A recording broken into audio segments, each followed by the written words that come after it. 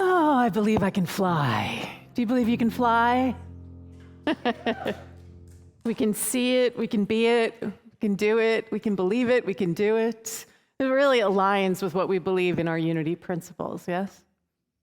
So for the past month, we have been doing a series on the shadow. So if you're just showing up today, there's 3 other talks that you can check out online that are leading up in some ways to today's talk. And it's all been aligned with the quantum living program that a lot of people in this community have been engaged in.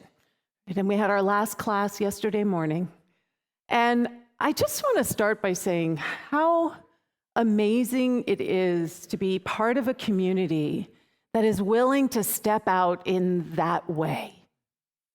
As I said at my opening, we're a healing community. Unity started as a healing movement. It's grounded and anchored in the understanding of healing. And while it was initially perhaps a physical healing movement, that has evolved and shifted to be a much larger container. So that we do absolutely support physical healing, but what we are also engaged in is in our emotional and spiritual healing as well. And that piece can be a little scary sometimes, to actually step into the places that might not necessarily feel so whole. And so we've been looking at the shadow, what Carl Jung would call the parts of ourselves that we have disowned. The parts of ourselves that we have decided, I don't want to be that, because it makes us too uncomfortable to acknowledge that we are that. Because guess what? As Walt Whitman said, we contain multitudes. There is nothing that you are not. So whatever it is that you think you're trying not to be, guess what? You actually are that too. It's at least available to you. It's at least possible for you. And so because it makes us so uncomfortable to sit with some of the things that we don't want to be, we project it out into the world instead. And the challenge in that is that, guess what? We're saying, oh, I'm not that. And then we're projecting it out in the world, so then what happens? All we do is experience it around us in the world. It's all we experience. And you guys know this, the same kind of people showing up in your world. Same kind of interactions that are always so irritating. And here they are again, and their faces change, but the behaviors and the energy is the same. Can anybody in here relate? Whew, right? And what we know and teach here in Unity is that it's really not about them. Oh, take a breath. It's not about them. It's really about us. It's really about how we are in our own picture all the time. And so we talk about how all perception is misperception because we can't get ourselves out of the frame. We can't get our own understanding out of the frame. Everything that we are looking at, everything that we are experiencing has been filtered down by what it is that we're looking for. And if what we're looking for is good and grace and compassion and love, guess what? That's what we see. That's what we experience. But what we're looking for is all the ways that the world is a mess and it's challenged and it's hard, then guess what we're going to experience? So that piece is ours. We get to stand in that. We get to stand in the fact that we have the spiritual authority to choose and decide how we are going to experience something. Now, this does not mean that horrible things are still not going to happen in your life. We call that magical thinking. I talked about that briefly a couple weeks ago, where we think if I pray hard enough and if I live a good life and if I just do everything I was told and if I'm a good girl, that nothing bad will actually happen to me. What we know in Unity is that life is happening, change is happening. And what if we can embrace the fact that it is happening for us? It is actually happening for our growth. It's happening for our advancement. It's happening for us to be able to grow into something larger than we are. And to have, I think at this point, there's over 70 people in this community who have done the shadow work with me, the quantum living process with me. Think about what that means for the community as a whole. There are 70 people who understand what it means to look at their own stuff.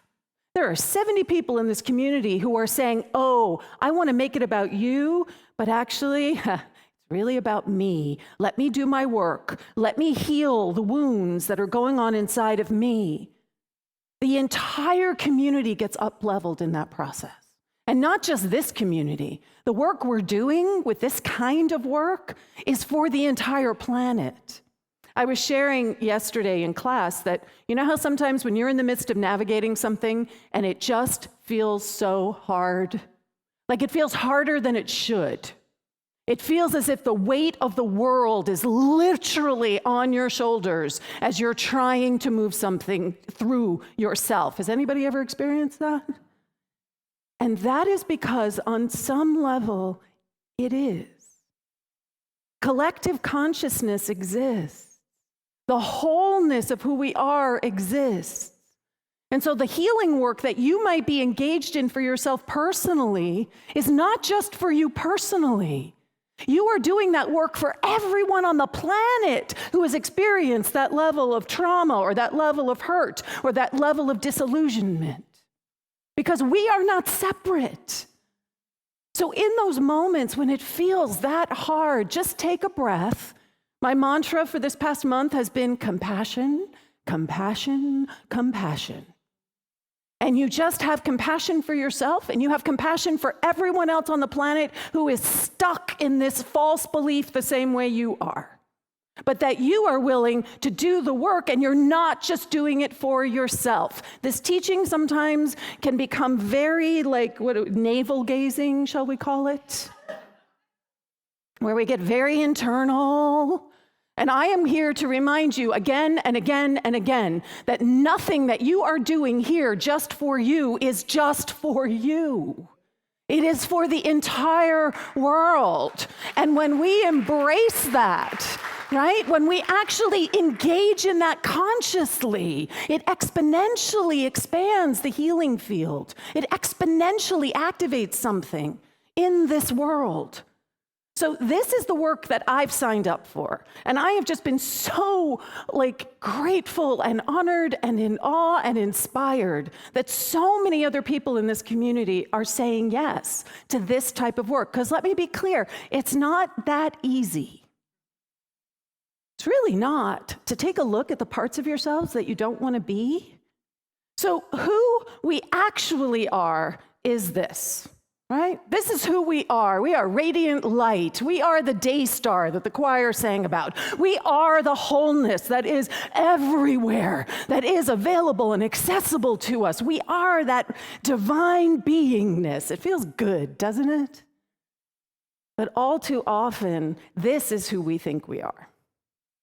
We get fixated on what we think is wrong or broken or not working. Some experience that we had in our youth and our childhood as an adult yesterday that makes us feel broken and not enough.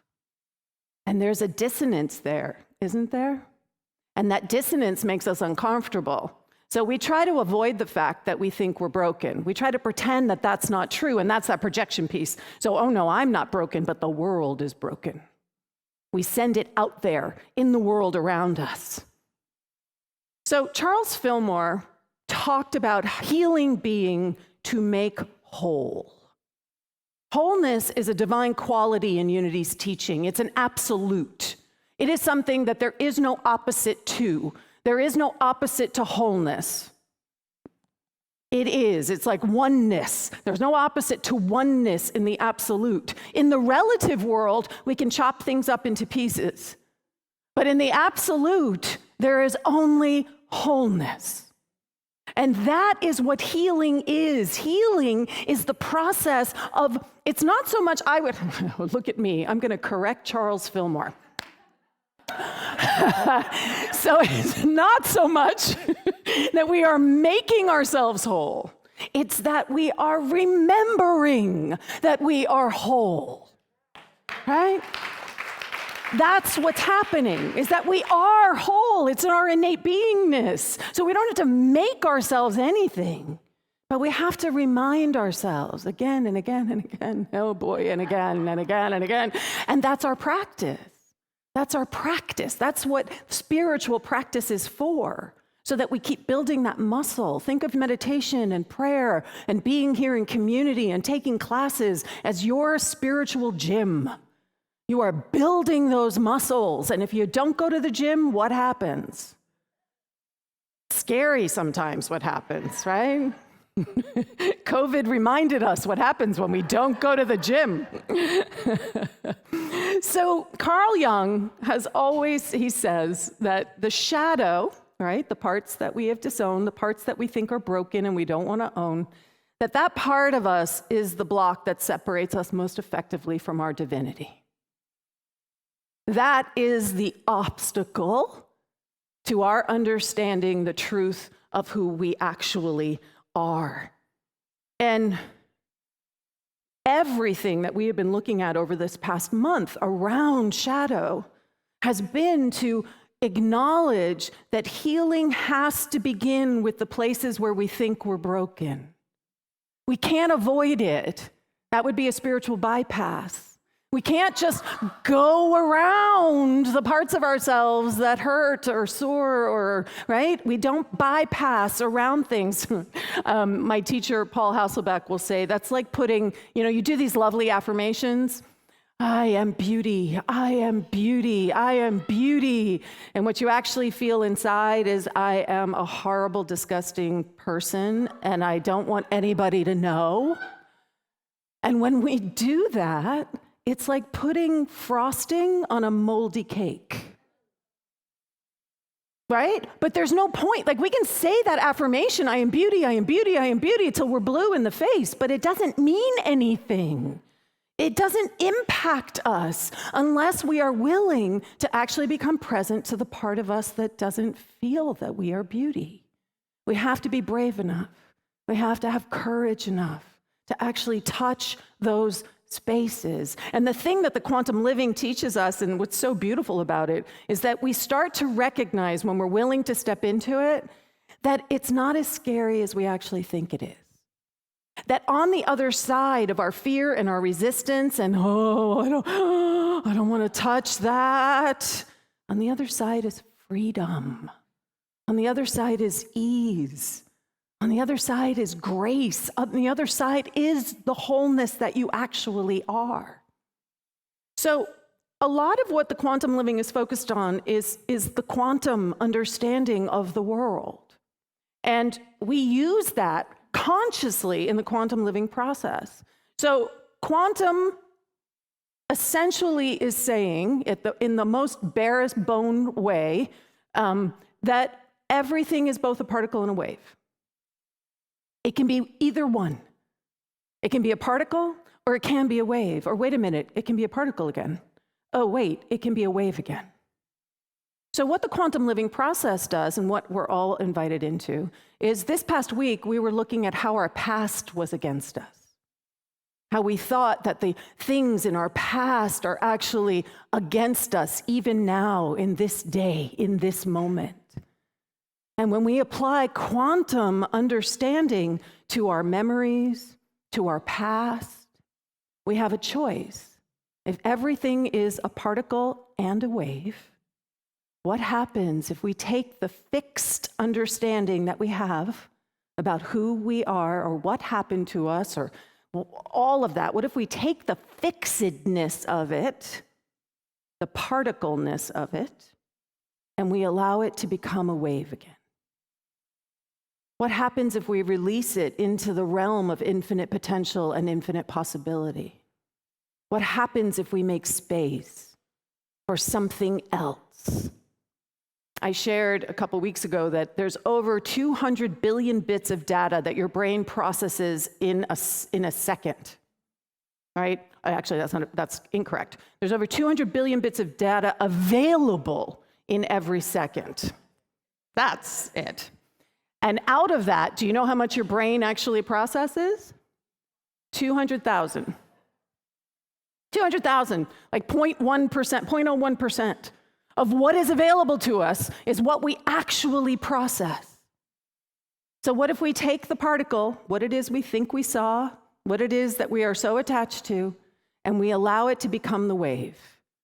And we open ourselves up to those other, somebody do the math for me, whatever, 200 billion minus 200,000 bits of data, right? What happens if we open ourselves up in that way? That's the invitation that we are continually being invited into, is that all perception is misperception. We can't get out of our own picture. Can we grow our understanding of who we think we are? All of it so that we can live a more fulfilled, joyful, productive, anchored, loving life. That's the goal, right? That's the goal. Because people say to me, but it's not true. You're trying to shift something. It's not true. And I'm like, but you're miserable, right? It's not serving you to be able to show up in the world as love so that you can actually be a beneficial presence for the planet that makes sure that something like whatever happened to you never happens to anybody else.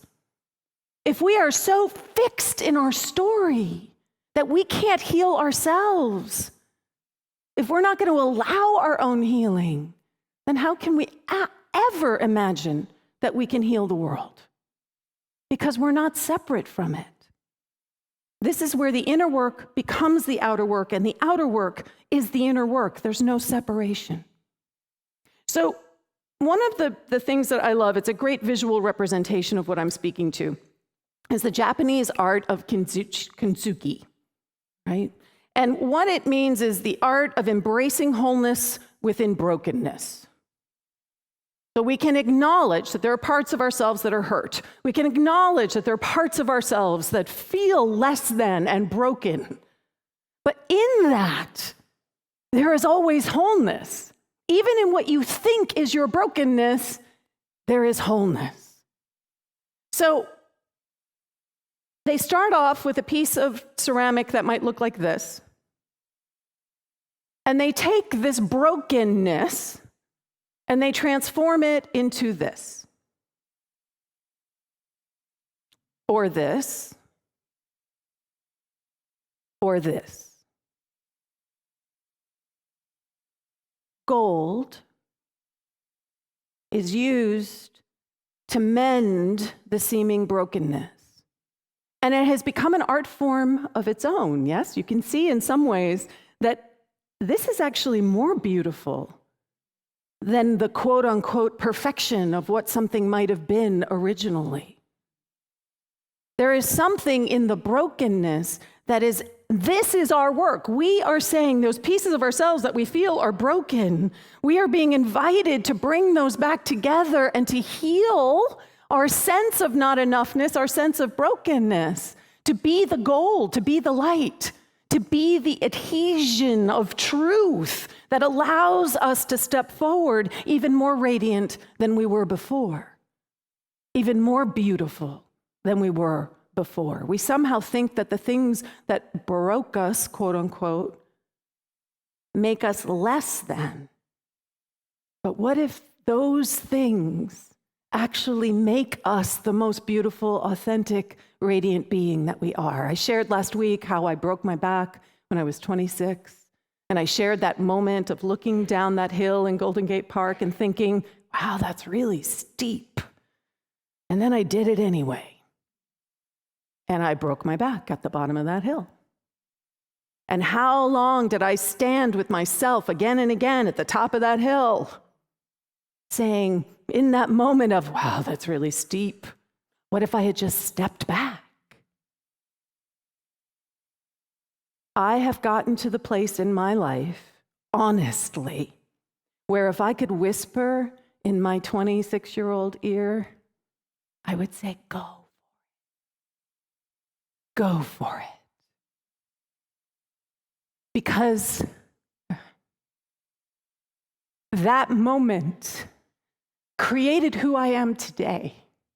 That moment created an opening in my understanding of myself. And let me tell you, it was not easy. 7 years of chronic pain, it was not easy. but I am who I am, and I am so grateful for who I am. If I went back and changed that moment, I have no idea who I would be. That launched me on a spiritual path. That experience brought me into meditation because I was trying to manage the pain. That experience transformed and shifted my trajectory of my life. I wouldn't want that to not be my life. So can I embrace that place of brokenness? Can I fill that with gold and with light and with love? Myrtle Fillmore says, we accept the God-given perfection. We wave aside the past mistakes. If only it was that easy, right? We wave aside the past mistakes and the untrue suggestions and fix undivided attention upon the inner pattern of perfection. That is what we're invited into again and again and again.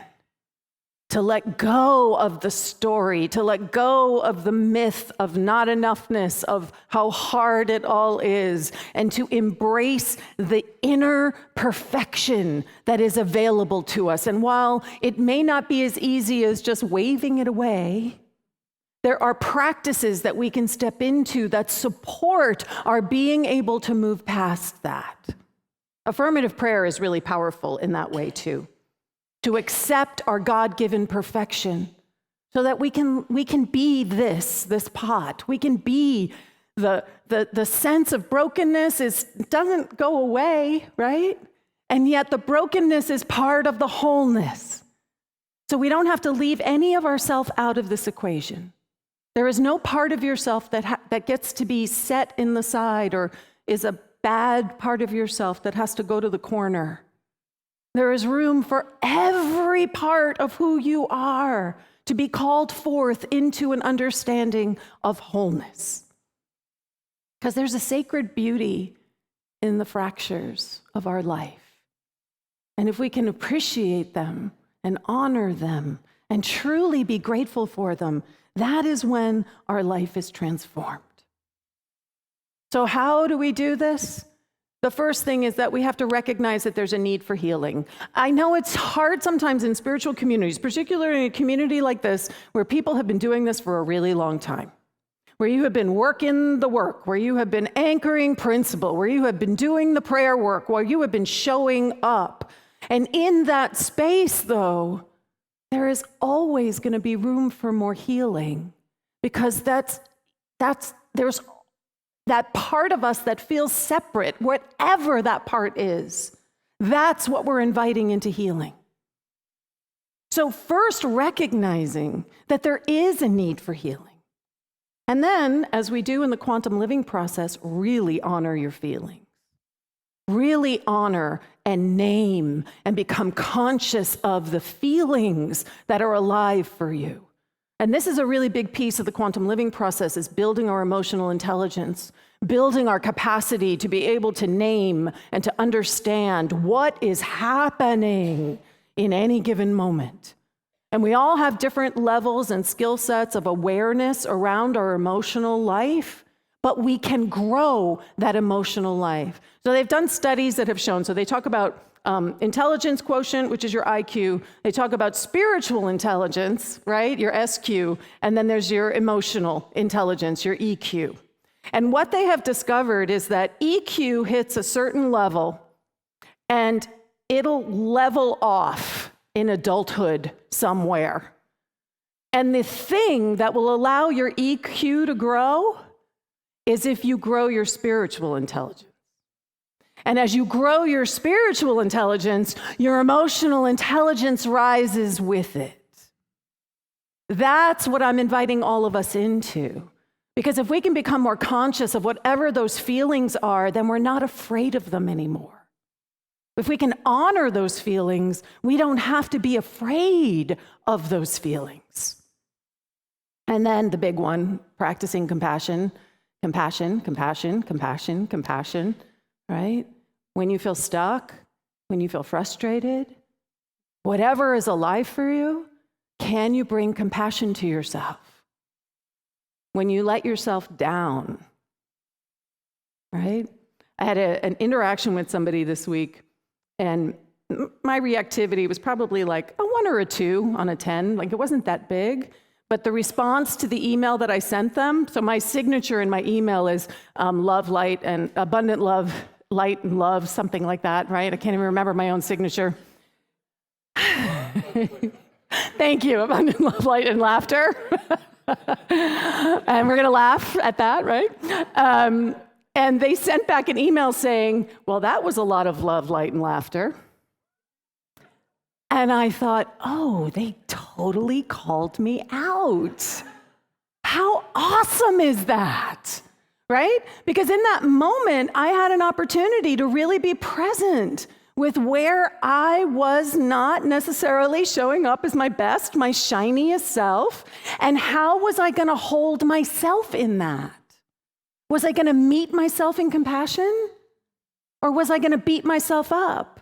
Was I going to start to judge myself? Oh, not very ministerial, DeeAnn. And I could feel myself sort of teetering on that, like, I told you I get that thing in my stomach. I got that thing in my stomach. And then I just sat down. I did a worksheet. I was like, I am bringing compassion to myself.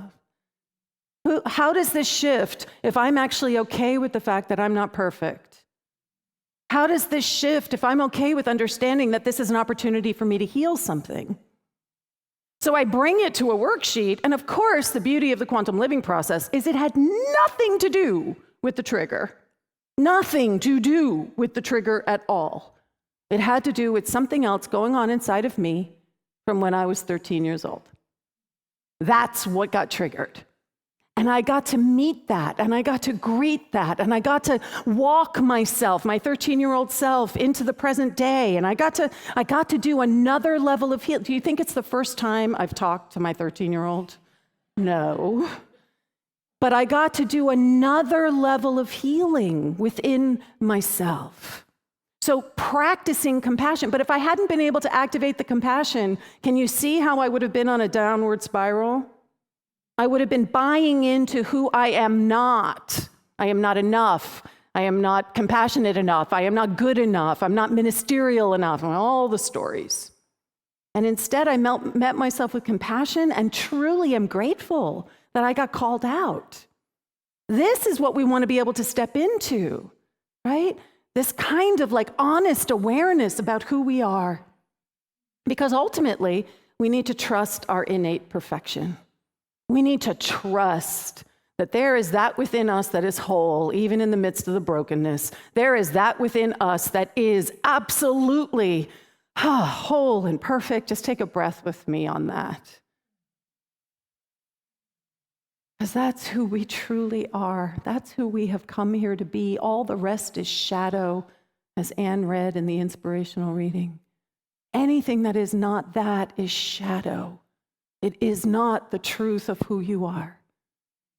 And then the last piece is to let truth, the truth of who you are, fill in those cracks.